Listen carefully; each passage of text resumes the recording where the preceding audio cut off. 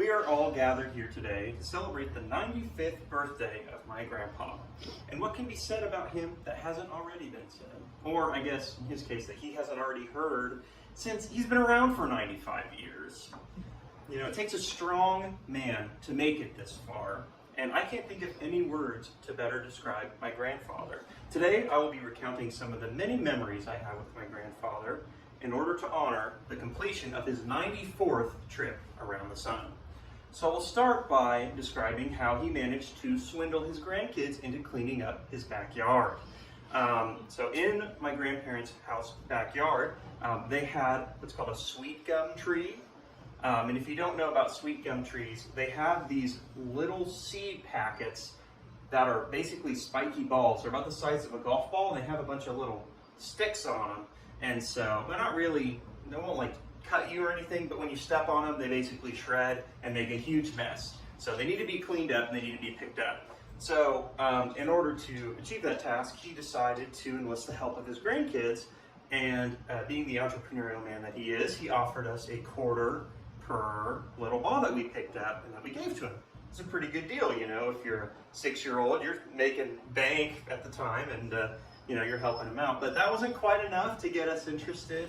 So he had to embellish the story a little bit, and he actually told us that they were porcupine eggs that we were collecting, which is, you know, a little concerning. We didn't even think to question what he was doing with these porcupine eggs. I guess the 25 cents was enough to buy us our silence, but so that's that story.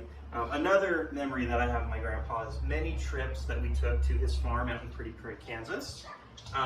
So the day always started with waking up at the crack of dawn, 8:30, let's be honest, I was 8. And then we would go out, we'd head over to Spangles, we'd pick up a sandwich to take for lunch, and then we'd drive the, you know, many-hour trip. It always took forever, 45 minutes. Again, I was 8. And we'd get there, and then it'd be kind of a mystery what we do that day. A couple standouts, he did teach me to drive the tractor, so sometimes we would be plowing the fields, sometimes we'd be hauling stuff around, and sometimes I think he just sent me out there just to do it, just because it was fun. And then if I was especially lucky, we'd have a bonfire day, and so I'd be able to manage the bonfire, be responsible for making sure nothing burned down. And let's be honest, if you've got an 8-year-old that you're trying to keep busy, if you just tell him to light stuff on fire, he'll be good.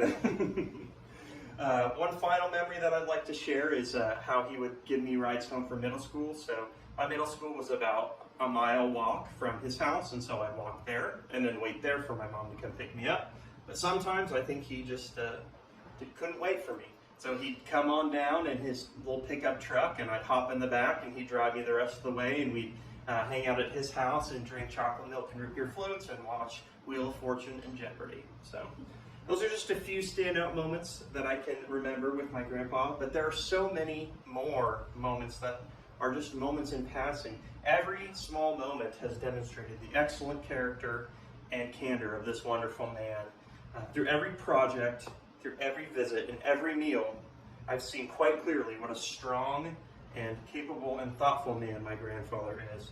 While I've only known him for 26 years, which for him is not very long, I can gladly say that I would not trade any of those years for the world, because they've shown me the perfect example of the man that I strive to be. Thank you.